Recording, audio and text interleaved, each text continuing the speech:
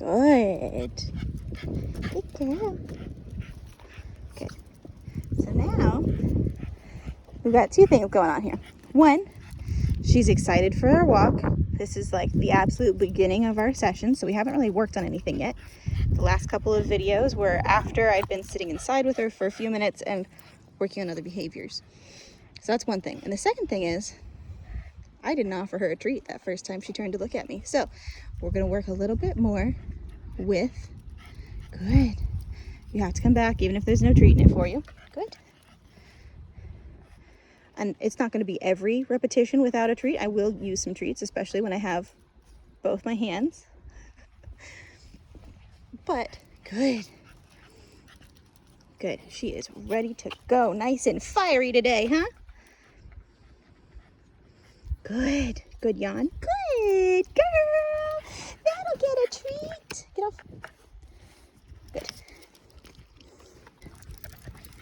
Oop. Good. Good. Good.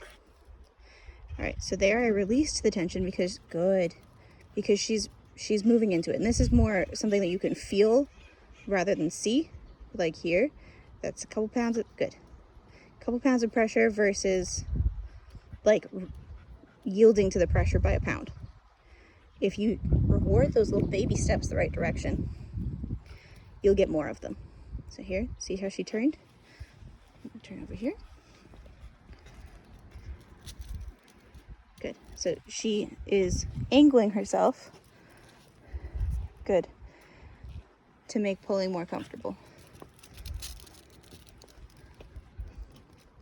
Get to the side. Good. I might start adding some leash pops here too, just for pulls like that.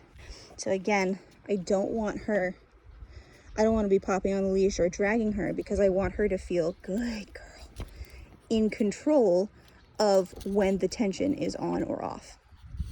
Good. But you can use leash pops to accentuate. So like here, loose, pop. Good. Good girl. And that, if I only do leash pops for when she's pulling on the leash like that, good girl. Okay.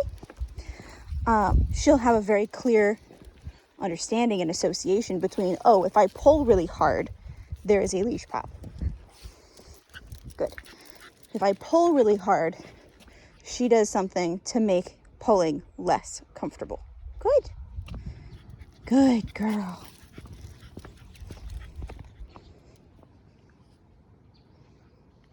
Good. Good.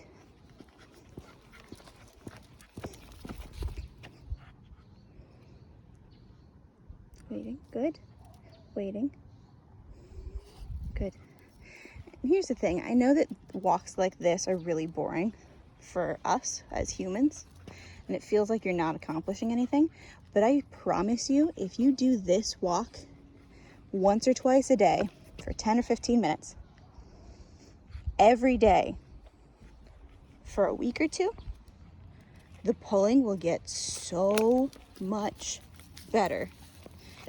It's tedious, but a little bit of tedium now means far less micromanaging later. Good. Good.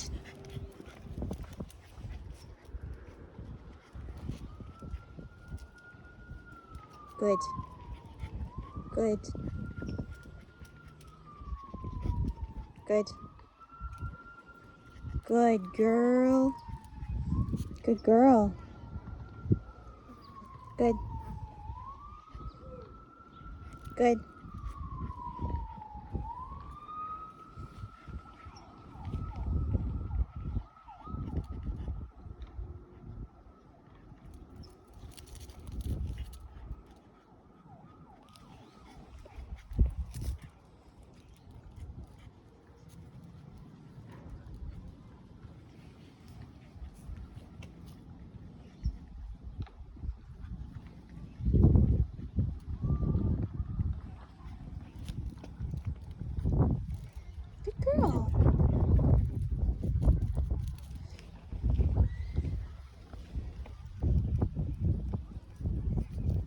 Come on. Good. Come on. Good girl. Come on. Good. Good. Good. Come on. Good girl. Good. So she needs a little bit more help. That's what that means. That conversation of her getting stuck there. Straight for that corner. Oh. Great. So her ignoring that corner when we rush up to it again means that part of her sniffing and her wanting to sniff that particular place was that it was just out of reach, and my restraining her and keeping her from getting to that place was just stressful enough that she wanted to sniff to relieve some of that stress of having her movement controlled. What she should have done instead was yield to the leash pressure. So that's a good indicator that she needs a little bit more clarity, a little bit more direction when she's starting to pull. So we're going to move more. So here, you hit the end of the leash. We're going to walk back this way. Good girl. Come on. Good girl. Do it again. Just going to hit the end of the leash. Actually have her walk all the way back to me. Good job. Good job. That's a nice gentle one because she just got a little distracted. That's okay. Come on. Turn my body away from her. Good. Good. All of these things add cues so that she understands what I actually am asking for. So not just the leash pressure, using more of my body language to give her more direction. I notice I'm not saying heel or anything like that yet. I'll use a little come on because that's my kind of an informal recall just to give dogs a heads up that, hey, I'm changing direction. Please come with me. Great.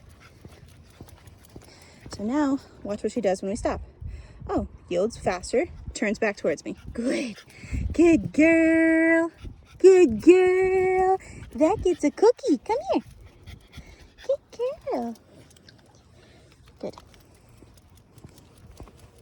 That's the end. Good. That immediate head turn, that's a good sign. Good girl. Come on. So watch, I'll do it again. It's head turned immediately. That was a little bit of a sniff, but watch her ears. That. Good girl. Good girl. And I'm going to reward that too with treats right now because she needs that little extra clarity. Good. Good girl. Good girl. And it's helping me to rebuild the association between my praise and coming back for a treat because that was not as strong as I would like it. Good.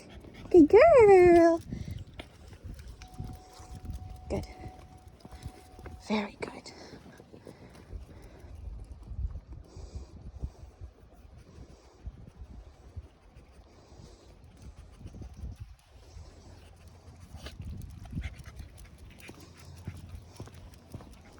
Good. She kept the leash loose.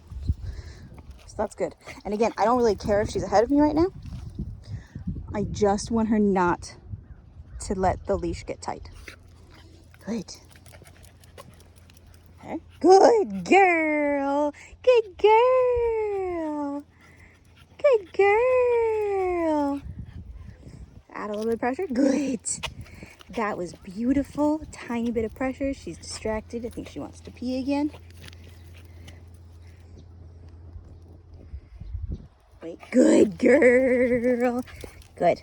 So we're adding movement with praise and a treat to give her more direction so she knows, oh, hitting the end of the leash actually means good job.